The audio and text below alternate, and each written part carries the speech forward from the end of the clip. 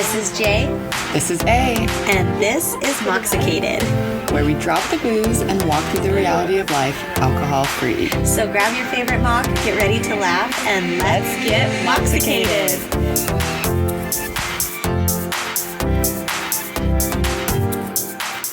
Hello, and welcome back. Hi. It's good to be back. It is. You guys may not know this, but we have not been together for a couple of weeks now. Summer vacation. Yes. Vacated us.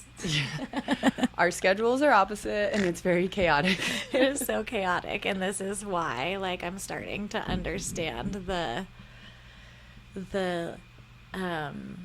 preference for when the children are in school.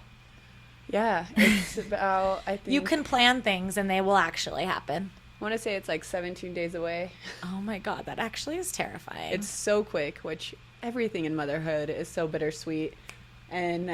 But I'm very excited for them to go back, which in New Mexico, our kids go back August 6th, and that seems very early.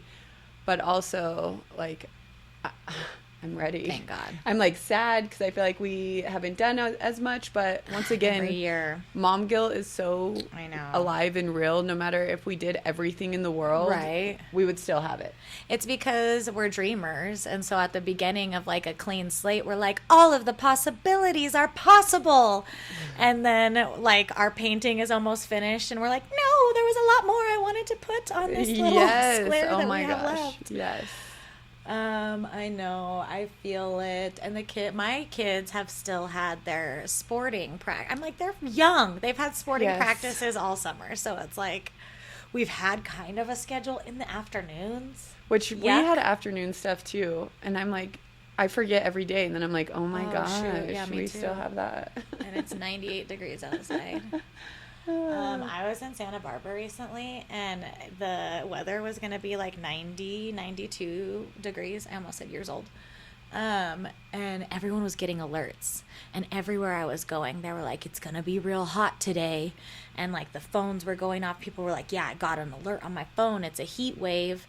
And I was looking, and the temperature was max 91. And I was so confused. So I asked my teacher, I was what's going on? And she was telling me that because no one has air conditioning there. Yes. And I was I might throw up right now. Thankfully, I was in a hotel, but it just was such an interest.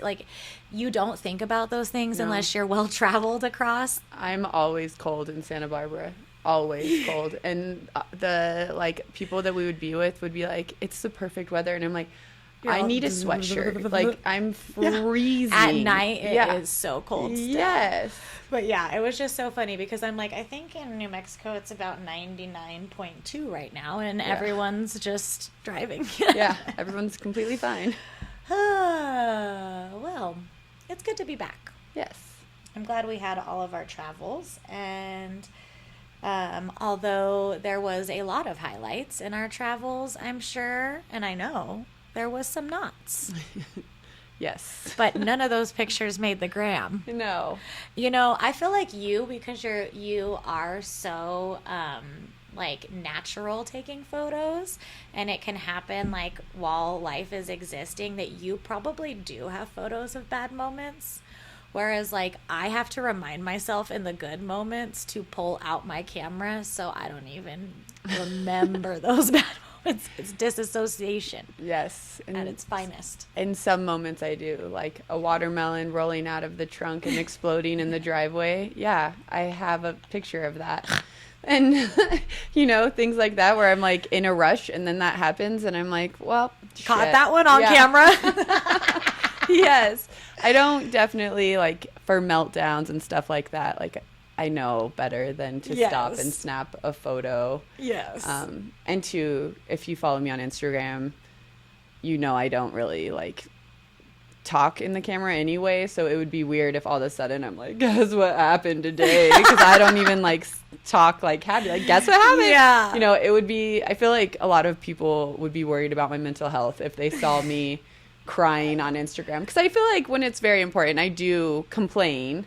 Or I am real, or I turn it into a joke or something. But no, and I remember seeing an influencer once be of course I don't post my kids crying. Like, why would I post their Yeah. worst moments? Like, that's Yeah. messed up. Like, parents shouldn't do that. Like, you should know that we all cry and that this is a space for happiness. And that really stayed with me. Well, and it's so funny because what was meant as like literally a place to put like our favorite things, to share the coolest parts of ourselves, was like vacuumed into this crazy social media experiment where it can, influencing can go wrong, or we can constantly be comparing everything we do to what everybody else is posting. Yes. And so at the core of it, this thing that was like, oh, my grandma lives in another city, and so I'm just going to post, my school pictures on here so she can see them. Yeah. Became this thing where a lot of people were sharing every part of their life, or so it seemed. Yes. And I think that is what brings these comparison feelings that brew so deeply in all of us. At any point in time, one of us has gotten influenced to buy something. One of us has looked at what someone else is doing and been like, why am I not doing that yet? Why haven't I done that yet?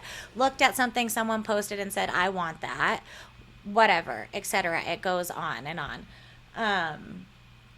And understanding that this is all curated, whether people are being very, very vulnerable or not. Yeah. And comparison is the thief of joy. I see that everywhere. Yes. And it does. And you can be literally on cloud 10 and like loving life. Mm-hmm. And then you see one thing and you're like, I wish I had that. And it's like, whoa. Mm-hmm. You were just so happy. Yep. And honestly, I think our brains, our brains were never programmed to see this kind of content every second of every day of other people. Yeah. But B, we're just like kind of learning this new way of life. Mm-hmm. And it's fucking exhausting. Fucking exhausting. And we also, think that this, well, obviously, because there's such a huge community online, but this idea of like highlights and highlight reels, it shows up in sobriety just as much. Sobriety spaces. Because a lot of the time what you hear people talking about, whether it is, in person or on social media, is like, this is why you should get sober. This is what being sober did for me, which is beautiful and cool, and obviously showing that off. But there are so many parts of sobriety that don't make the highlight reel. Yes. So many that continue. I feel like the highlights become more integrated and like a part of your life. So maybe not like as much highlights, whereas the other parts of your journey kind of get louder. Yes. Well, and too, in sobriety, like, I feel like in the beginning, you're like on fire for it. And it's kind of almost like a crash diet. Seriously. Yeah. Like every day you're intaking sobriety content, you're listening to podcasts, you're reading books, you're doing all the Quitlet, all the things. And then at one point you're just like, ugh, I'm tired of doing all this. Yeah. Like, I'm tired of being the responsible one. I'm tired of being the DD. I'm tired of healing, because it's such a healing journey, and it's like, there's like these ebbs and flows in your sobriety. And I don't think that people talk as much about like the hard parts as much as the good parts, which we know that we don't do that. And I also feel like when you stop drinking, you face so much pushback. And so you're almost forced to be like, well, this is going to be this for me, and I'm losing weight, and my skin's going to be better, and I'm saving money. And so you're kind of like riding that wave to kind of like get yourself to a point where you can say, I'm doing this for me, or this is a better choice for me, or whatever it is. And I also do think that a lot of people's sobriety journeys do start off that way, where they're like, I want the highlights. I have seen how good skin can look, when you don't drink alcohol. I've heard how much this person lost weight when they stopped drinking, so that's why I'm going to start. And so I feel like highlights really get us in, and they help us ride those waves. And I know that we've talked a lot about the ebbs and flows of the first year, but I think that as much as the highlights continue, like I said, like the darker parts, they show their face more and more. And we have this podcast where I think that we have been extremely vulnerable and open about those parts of our journeys. But if you don't listen to this podcast and you just follow our personal accounts on Instagram and ignore every Moxicated post that comes up, then you might not know that. I'm not being as vulnerable on my personal social media page as I am being about my sobriety journey in this microphone. Yeah. 100%. Yeah. And it's so hard if you are not, finding the spaces and places that recognize the dark moments to find a steady place to land when you're experiencing your own, because sobriety is packaged in a beautiful bow as like the most wonderful thing in the world. And it is. It is. But it causes us to come face to face with these moments that we have been numbing, avoiding, running from. Sometimes we still try to run from them, and then they catch up to us. Yes. So I think just to recap things that we've talked about before, in that first year of sobriety, there are so many firsts. Mm-hmm. And we have a whole episode on this too, but that is a thing that is rarely shared or posted about. Like there are so many influencers that talk to the camera, and it's so good, and I love watching people like that, and I don't do it, but it is like one of those moments where someone would get on the camera and be like, I'm going to my first wedding sober, guys. Like, I don't know what to think. I don't know what to do. Instead of like, I'm going to my first wedding sober. Here's my outfit pick, or here's what I'm packing in my bag, or Yes. here's what I'm going to say when it's time to leave. It's like, let's talk about like, I'm really scared for when someone does this to me, or when I'm confronted with my feelings of wanting to drink, or the celebratory champagne comes. And so there's so many, amongst the highlights, so many scary parts of those first times. Yeah. And two, a big one I think is like alcohol helps with the and with your anxiety. Mm-hmm. How at first it will help you get through the door, which we've talked about, how annoying. But we still have anxiety sober as well. Like, like things like that. Like, it's still very scary to go to a social setting and get yourself in there and to speak the first word, and like get comfortable in your skin and get that confidence back. And I don't care who you are. Like, I'm an extrovert. I love talking to people. I still get anxiety before I go to events, no matter what it is, And so it's like, there's things like that I think as a sober, curious person, people don't pay as much attention to. They're like, oh, if I quit drinking, I'm never going to have anxiety again. Yeah. It's like, no, it's going to get louder. Yeah, it's going to get louder because you're finally not numbing, and there are so many big feelings. And I talk about that a lot with like my sober community, just in the way that we haven't felt for a really long time until we quit drinking. And being emotional is so exhausting. It's draining. It's like, says the water signs. It has to be done, literally. But think about it, like physically, when you cry, you are losing hydration, which if you don't drink water like us, you're screwed. B, your eyes are going to be puffy. They're going to hurt because your tears are salty. Oh my gosh. Like there is a physical thing to this emotional side, not just the sobriety side. And so it's like we forget all of these things that, they're great and we're going through it, but like it is hard. And as people that observe, you like it's not even forgetting. It's almost like sometimes we don't even think that things could be happening to people that are happening to people. Like Allie said, she loves going to events. Like, that's her favorite thing. And she gets there and everyone loves her and she has the best time. But she feels anxiety on the way there. You know, I get there. I feel confident in my skin. I'm sure that my aura comes off in such a way. But something that they wouldn't know is Allie has anxiety. And me, almost every single event that I go to, where it's not like my friend's house, I shake and my teeth chatter on the way there. That is my body reacting to anxiety because of past trauma, because now I'm listening to it, and it is 7 years into my sobriety journey, and that is an experience that I still have. And if you saw me at the event, you wouldn't be like, oh my gosh, that girl's teeth were chattering and she was shaking on the way down here. You just wouldn't think that. If you see the pictures on Moxicated or the like beautifully done reels that Allie posts, you would not think like those two girls were thriving with anxiety on the way down there, or like bubbling with anxiety. But it's just something that we all experience. We're all humans. And, yeah, not part of the highlight reel. I don't think that anybody includes these body sensations, as you said, in like what we post online. There are so many situations that people shake. Yeah. There are so many powerful people that go up on stage, that sing, that dance, that perform, that are shaking while they do it. That are introverts. Yes, and are not posting that part. You just see them and you're like, oh, if only I could be like that. So I feel like the more that we humanize ourselves, we're able to humanize each other and not be addicted to the highlight reel. Yes.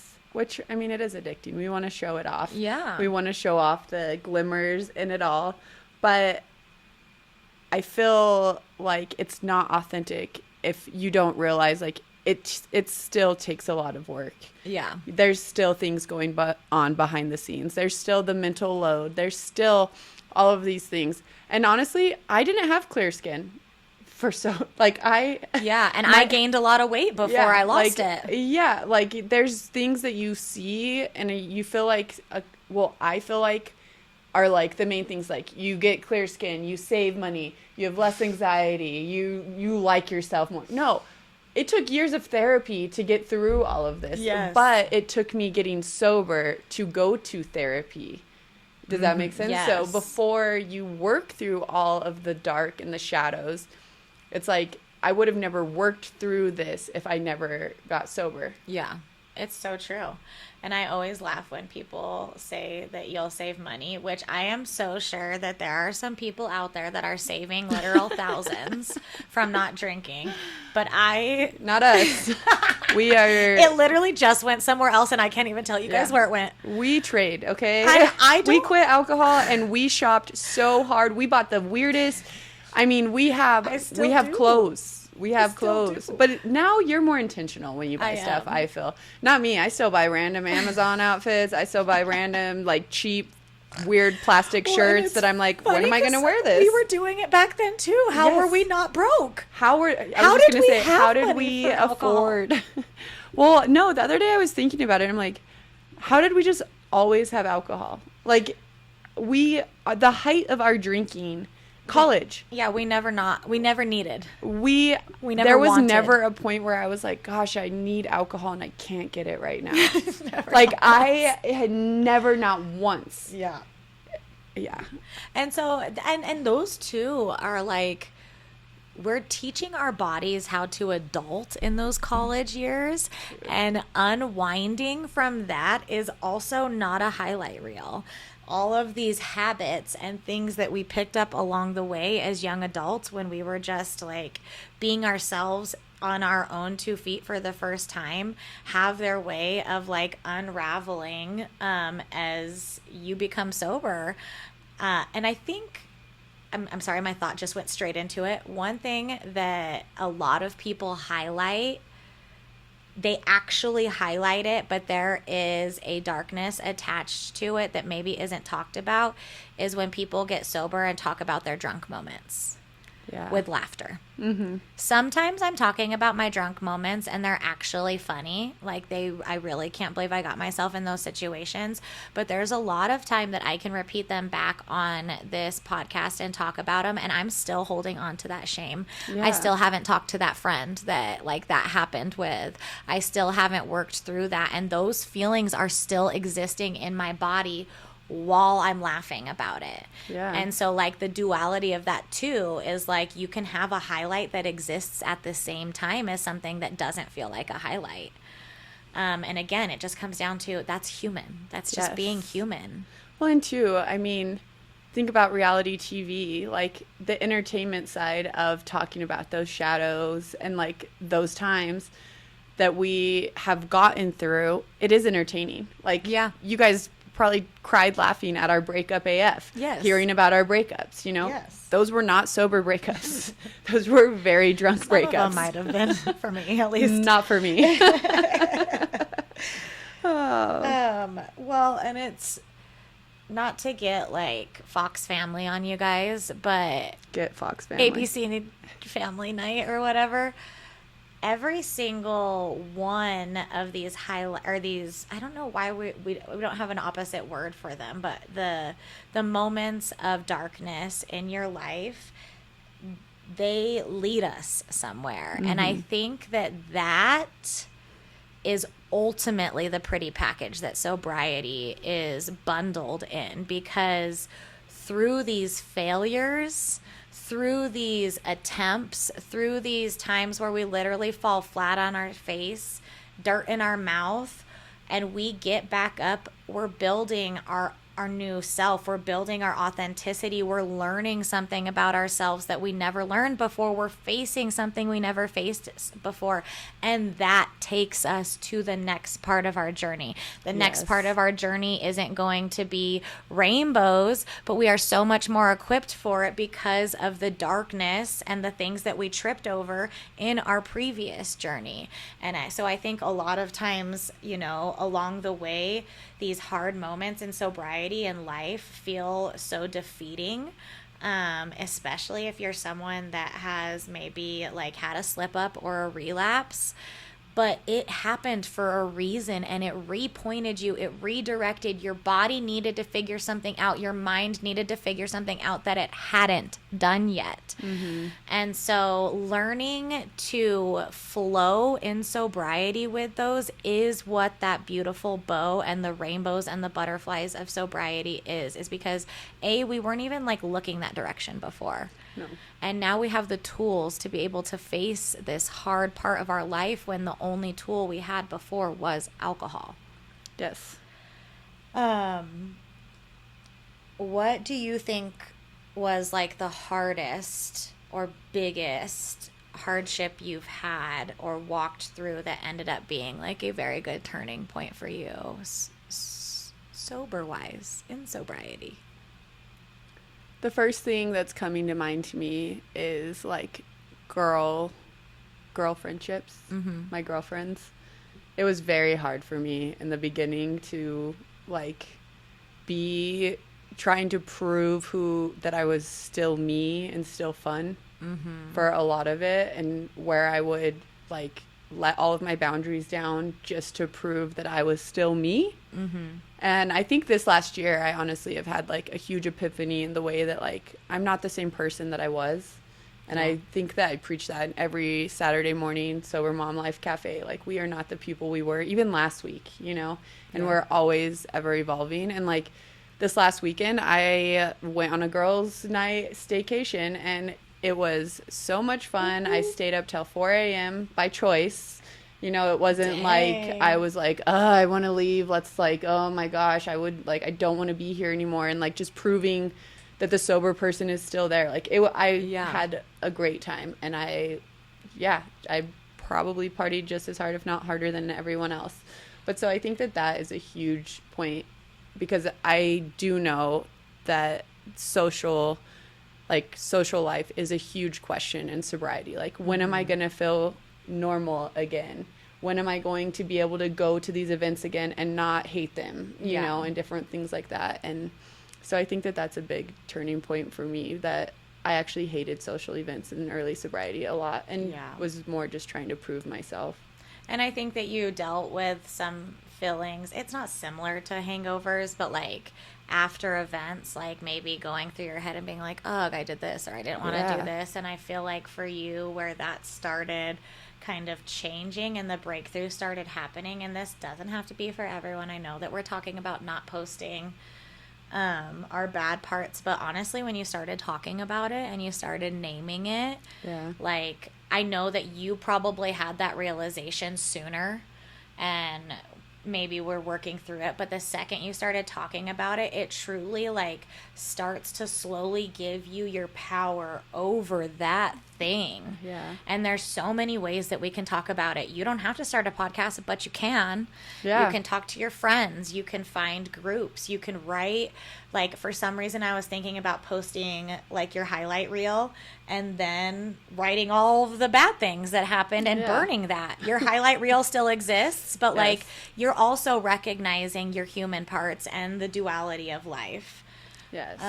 For me, I feel like it was coming back home to myself, and it was very, very difficult.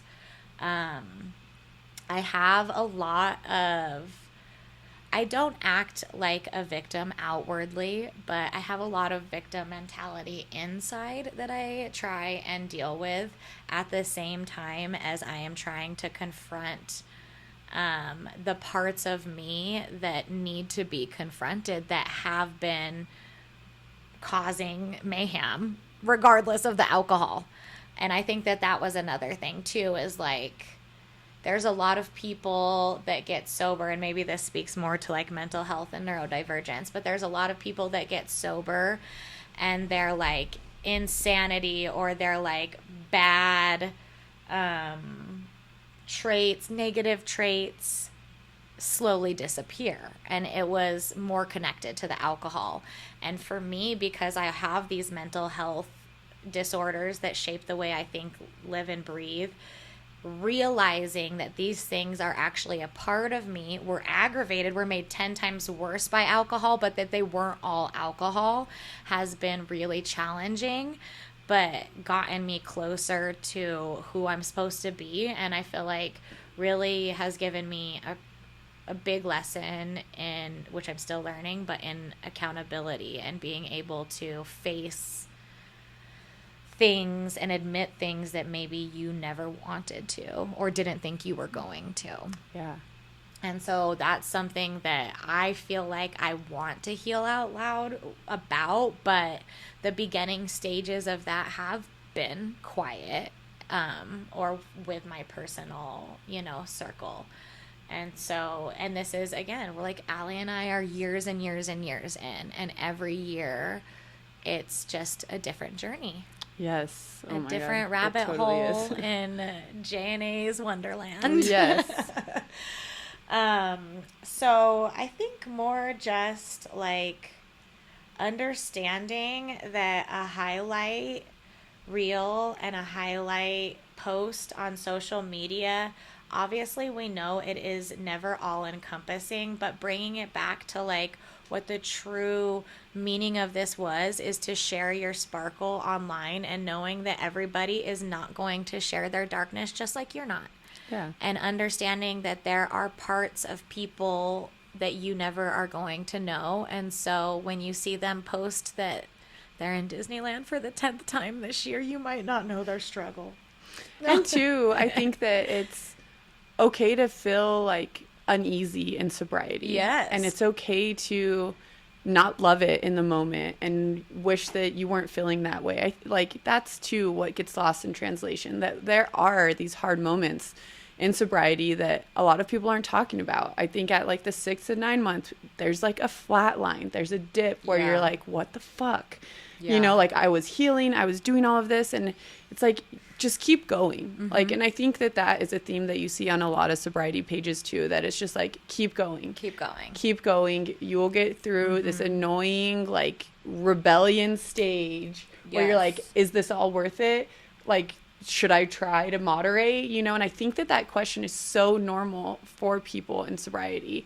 And I think that if you just keep going, that the path, and you just trust your own instinct and know that you're better off without it. Yeah. Well, and it's kind of like what I tell my clients when you come in here, like everything is going to come and everything is going to go. Like your thoughts, your manic thoughts, your addictive thoughts, you're like, I want this drink, I want this drink, I want this drink. As much as it came on and surprised you, it's going to go away. Yes. And I know I mentioned this in my in our BPD episode about like what I do when I'm coming out of a symptomatic moment.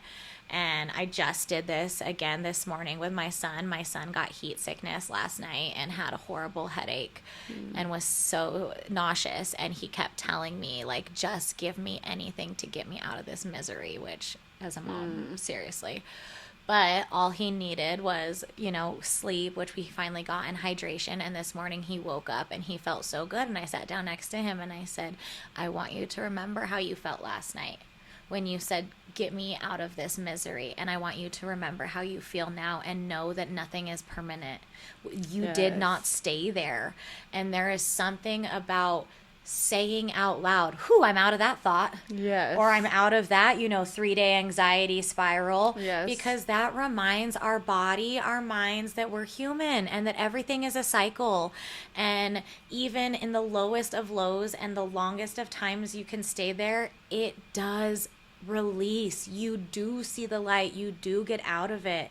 And so naming that for yourself when it's happening, I feel like is such a crucial tool to have to kind of make that bounce back, like, yes. Oh, okay, I'm flowing into it. I understand I'm only going to be here for a while and I'm flowing back out of it. Yeah. So I guess my version of a highlight, now that I'm sobriety, now that I'm sober, a highlight for me is kind of like a glimmer. It's kind of like a moment where I am feeling present, thankful, grateful, and authentic to the moment. Yeah, no, totally. I love glimmers, and I love like normal everyday things. Yeah.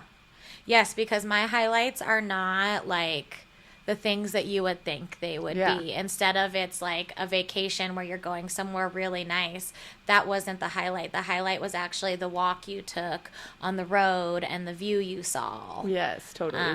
So just trying to reframe highlights in our mind, understanding the ebb and the flow. From your favorite water girls, nothing is permanent, nothing lasts forever. And the beautiful bow that sobriety is not a highlight reel, but it's like a full encompassing life upgrade. Yes. That's why it's so pretty. So, my loves, we hope you're being kind to yourself. Give your body a hug after this episode. Drink lots of water. Stay cool. Santa Barbara. We love you, babes. Talk soon.